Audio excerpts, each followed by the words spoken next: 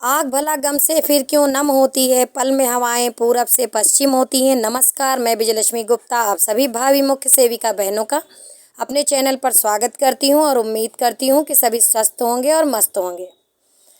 जैसा कि आप सभी बहनें जानती हैं कि आज 4 जुलाई को माननीय उच्च न्यायालय में आपके केस की सुनवाई होनी थी, जो कि हुई नहीं, और इस वजह से बहुत सी लड़कियां परेशान हैं और कोस रही हैं उस घड़ी को जब उन्होंने मुख्य सेविका भर्ती के लिए फॉर्म भरा, परीक्षा दी और उसमें नंबर भी ले आई और अब रिजल्ट जारी नहीं हो रहा है। लेकिन मैं सभी बहनों से कहना चाहूँगी, मैंने सुबह भी वीडियो बना के ये कहा था कि आप लोग परेशान ना होइए, बिल्कुल भी परेशान होने की ज़रूरत नहीं है। आप अपनी ताकत को पहचानिए, आप क्या हैं ये आप जानिए। दुनिया का जो सबसे बड़ा दर्द है वो झेलने की आप क्षमता रखती हैं। आपके वजह से ही ये ब्रह्मांड है और चल रहा है। बिना आपके ये दुनिया नहीं चलेगी, क्योंकि आपका एक महत्वपूर्ण रोल है।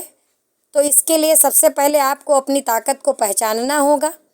और आप जान रही हैं कि जो मामला कोर्ट में लंबित है, उसमें जो आपका विरोधी पक्ष है वो भी आप ही जैसी महिलाएं ही हैं, तो वो भी आपके जितनी ही ताकतवर हैं और उनसे ही हमें लड़ाई लड़नी है।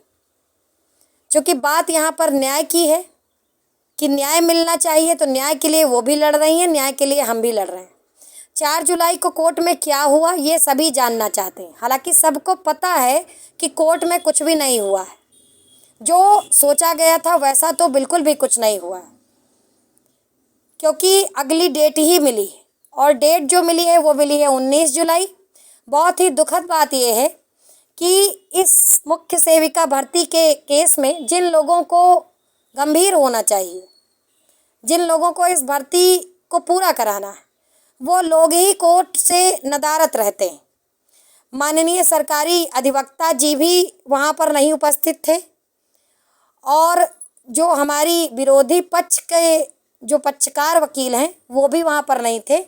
लेकिन जो साहसी, गंभीर और धैर्यवान लड़कियाँ वहाँ पर मौजूद थी, यानी कि लड़कियों को प्रेजेंट करने वाले अधिवक्ता महोदय श्री आलोक मिश्रा जी वहाँ पर मौजूद थे।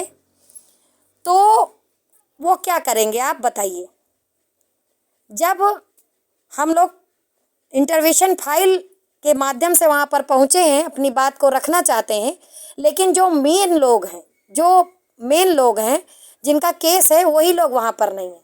लेकिन एक बात को और आपको समझना होगा, जो न्यायिक व्यवस्था है वो आपकी संवेदनाओं पे नहीं चलती है। मैं सुबह भी आपको ये बताई थी। इस समय माननीय उच्च न्यायालय में जो क्रम है, जो तरीका है केसों को उठाने का, वो पहले से थोड़ा सा अलग है। और जो टाइम बाउंड किए हुए केस होते हैं, कुछ केस ऐसे होते हैं जिनमें टाइम लिमिट दी होती है कि इसके अंदर इसको निपटाना ज़रूरी है। वो ऐसे केसों की संख्या आज ज़्यादा थी, उन्हीं में समय ज़्यादा लग गया। आपका जो केस था वो 3233 नंबर पे था, ठीक है।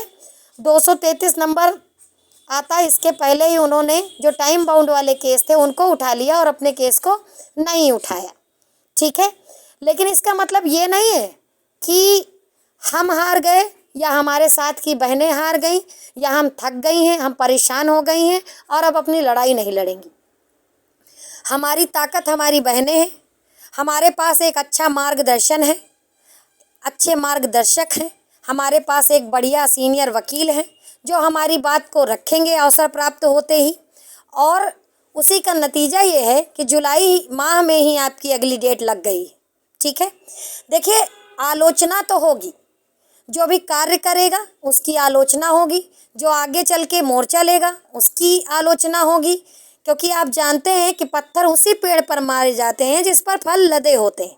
कोई सूखे पेड़ पे पत्थर मारने नहीं जाता है। सवाल भी उससे पूछे जाते हैं जो सवाल के जवाब दे सकता है, ठीक है। जो निकम्मे हैं, नाकारा हैं, नालायक हैं, उनसे कोई सवाल नहीं पूछेगा।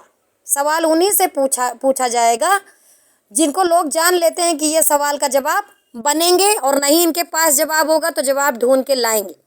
जो भी गंभीर बहनें, जो भी साथ में संघर्षरत बहनें हैं, ये वीडियो उन्हीं के लिए मैंने बनाया है कि कहीं पर वो पैनिक ना हो जाए, पीड़ित ना हो जाए, कहीं पर वो टूट ना जाए। क्योंकि जब भी असफलता मिलती है तो आपके साथ में बहुत कम लोग होते हैं या ना के बराबर लोग होते हैं आपकी आलोचना करने के लिए, आपकी खिल्ली उड़ाने के लिए, आपका मजाक उड़ाने के लिए बहुत सारे लोग आपको मिलेंगे। लेकिन आपको इन सब चीज़ों को ही पार करना है। संघर्ष और कहते किसको हैं? इसी को तो संघर्ष कहते हैं। अगर आपकी असफलता में, आपकी हार में सब लोग खड़े होंगे तो फिर संघर्ष का क्या मतलब है? तब उसको संघर्ष नहीं कहा जाएगा। इसी को संघर्ष कहते हैं। यही वो परिस्थितियां हैं जहां से आपको बाहर निकलना है और इस समाज को, इस दुनिया को और उन आलोचकों के मुंह बंद करने हैं जो आपकी असफलता पर आपका मजाक उड़ाते हैं बाहर बैठ के। खुद तो कुछ नहीं कर रहे हैं, खुद से एक पत्ता भी नहीं हिलता है, ठीक है, मगर दूसरे से उनको प्रश्न खूब पूछना आता है।